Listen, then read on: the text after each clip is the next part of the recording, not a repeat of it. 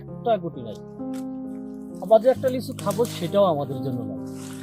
দেশি জাতের লিচু উৎপাদনে অন্যতম ফরিদপুর জেলা, কিন্তু বাগানের প্রতিটি গাছ থেকে ফুল ঝরে যাওয়ায় লিচুর ফলনে বড় বিপর্যয় দেখা দিয়েছে। এতে লিচু চাষিদের বছরের বড় আয়ের স্বপ্নে দেখা দিয়েছে অনিশ্চয়তা। চাষিরা বলছেন প্রতিটি গাছে ব্যাপক পরিমাণে মুকুল আসলেও সেই মুকুল বেরোনোর আগেই ফুল ঝরে পড়েছে।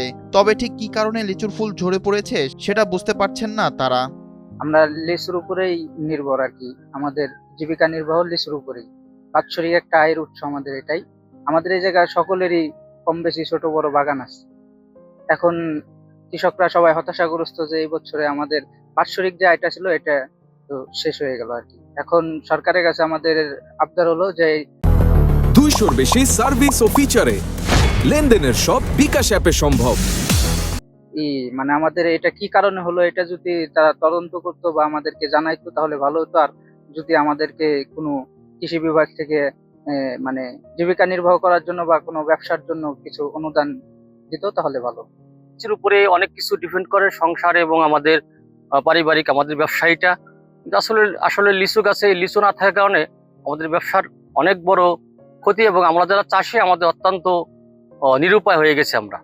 এখন আমরা এটা কি করতে পারি, যারা বড় কৃষি অফিসার আছে এবং যারা কর্মকর্তা আছে এদের কাছে আমাদের অনুরোধ, আমাদের যেন এটা সঠিক একটা পরামর্শ দেয় এবং সরকারিভাবে আমাদের দিকে যেন তারা সুনজর দেয়। আমাদের তো যে লিচুর বাগান, আমরা প্রতি বছরে অনেক টাকা বিক্রি করি। আজকে এই বছরে মানে একদম শুধু ডান্ডি আছে, কোনো লিচু নাই। এর কি কারণ কি দশা এটা আমরা বুঝতে পারতেছি না। তা আমরা তো মোটামুটি এখন কঠিন অবস্থায় আছি। আমাদের পরে নির্ভরশীল, আমরা প্রচুর লিচু হয় আমাদের এখানে। তা আমরা মানে এটার একটা চাইতেছি যে আসলে এটার সমাধান কি, এরকম একটা কিছু আমরা সরকারের কাছে বলতেছি যে সরকার যিনি আমাদের একটু সহযোগিতা কামনা করে। ফরিদপুরের বেশিরভাগ লিচু চাষিরা বছরের আয়ের সিংহভাগ উপার্জন করে কৃষি জমিতে রোপণ করা লিচু গাছ থেকে, আর এই টাকা দিয়েই সারা বছরের সংসার চালিয়ে থাকেন তারা। কিন্তু এবারে লিচুর ফলনে বিপর্যয় দেখা দেওয়ায় তাদের কপালে চিন্তার ভাঁজ পড়েছে। লেচুর বাগান প্রচুর লেচু হয়, আমরা প্রতি বছর প্রচুর লেচু হয় আমাদের বাগানে।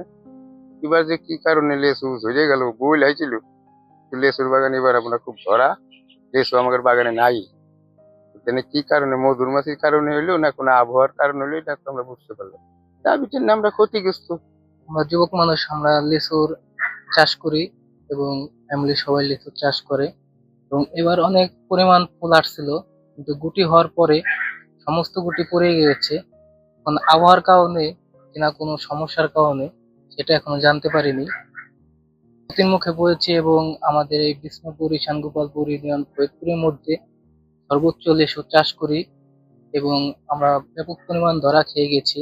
এখন আমরা সরকারের কাছে দোয়াবি জানাচ্ছি যে কৃষি বিভাগ আছে তারা যেন এইসব বিষয় নিয়ে একটু নজরদারি করে।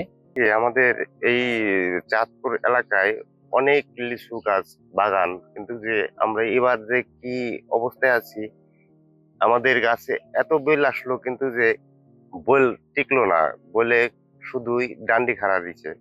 কিন্তু যে আপনারা দেখতেই পাচ্ছেন যে কি অবস্থা, যে এই লিচু গাছে কোনো গুটি নাই। গুটি যদি থাকতো তাহলে আমরা খুব লাভবান হইতাম, কিন্তু আমাদের খুব লস হয়ে গেল।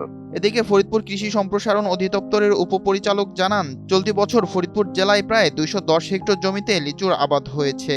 বৃষ্টি ও ছত্রাকের আক্রমণে লিচুর আবাদে কিছুটা সমস্যা তৈরি হলেও কৃষি বিভাগের পক্ষ থেকে সব রকম সহযোগিতা করা হচ্ছে চাষিদের। ফসলের চাষাবাদ দিন দিন বৃদ্ধি পাচ্ছে এবং আমাদের এবছর ফরিদপুর জেলায় যে লিচুর আবাদ প্রায় 210 হেক্টর জমিতে লিচুর চাষ হয়েছে এবং ফসলের অবস্থা এখন পর্যন্ত আমরা আশাব্যঞ্জক।